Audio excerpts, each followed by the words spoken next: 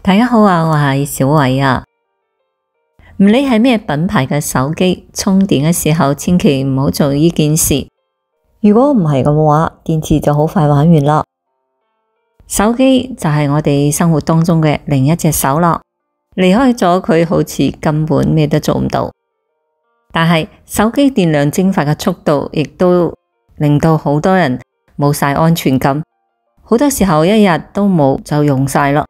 會出現關機嘅情況，好多人以為呢個就係手機嘅問題啦。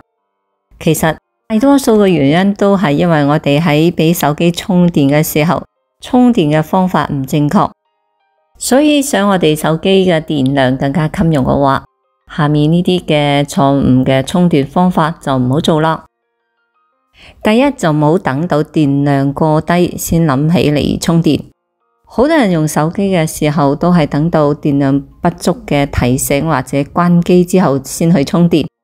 咁樣做嘅話，對於手機嘅電池嘅傷害係比較大嘅，會大大咁縮短電池嘅使用壽命。呢個就係點解手機喺電量低嘅時候就要報警啦。你可能唔知道，從百分幾嘅電量直接充到100%嘅話，會俾電池帶嚟好大嘅壓力。以前嘅鎳鎘電池有記憶效應，所以佢係需要耗盡電量先嚟充嘅，否則就會記唔住滿電嘅用量。但係依家嘅鋰離子電池係完全冇呢個問題嘅，反而好怕深度放電。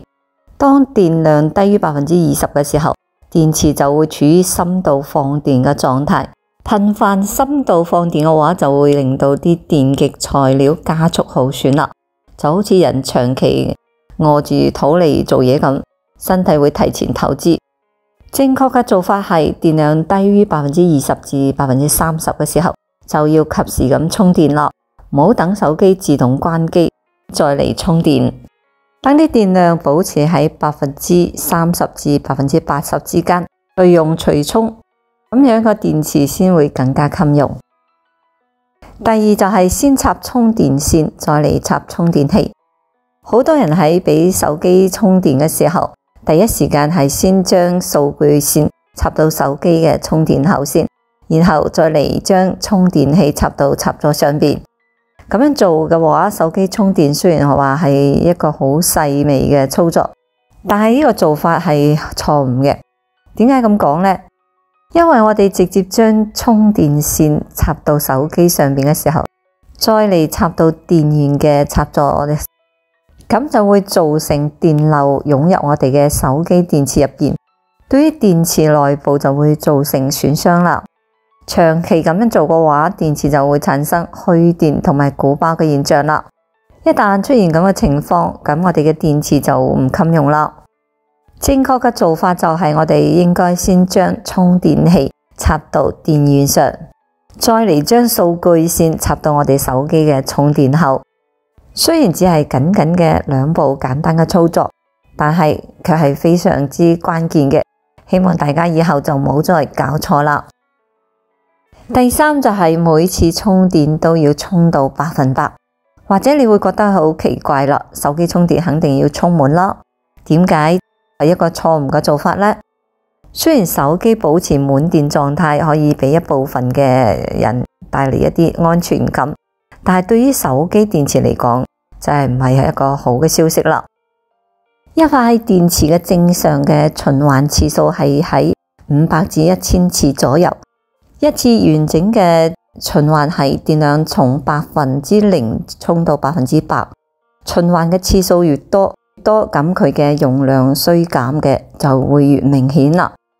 呢個對於電池嘅傷害其實係好大嘅。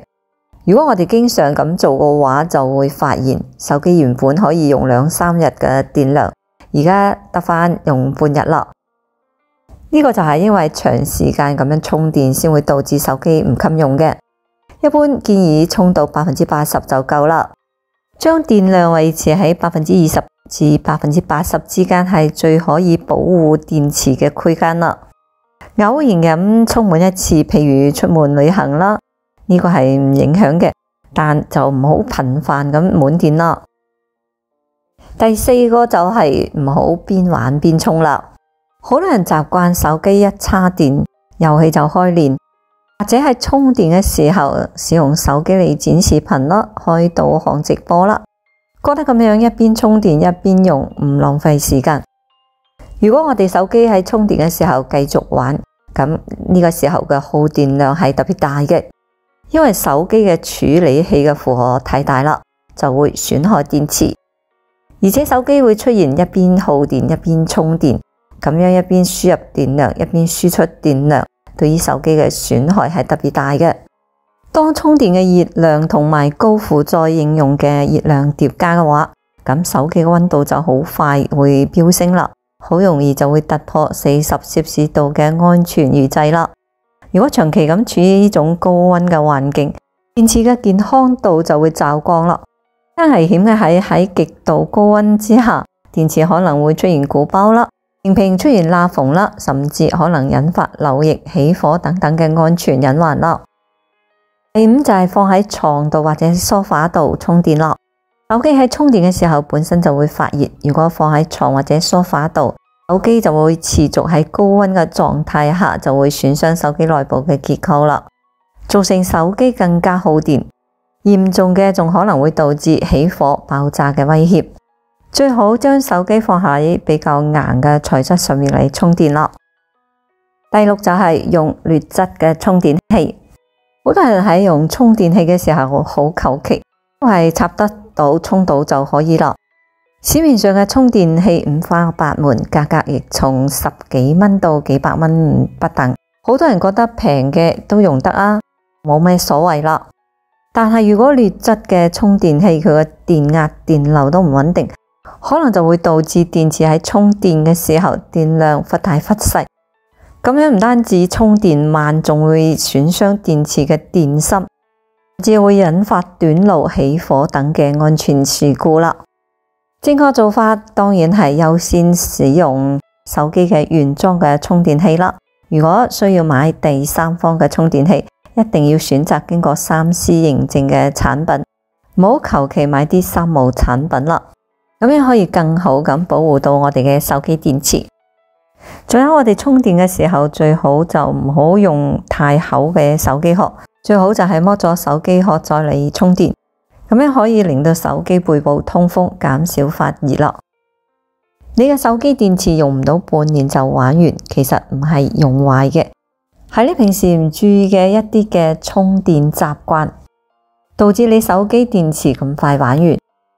其實我哋避開以上呢啲充電嘅壞習慣之後，做好日常嘅養護，你嘅手機電池就可以真正咁好襟用啦。好啦，今日嘅視頻內容就到此為止啦，我哋下期再見。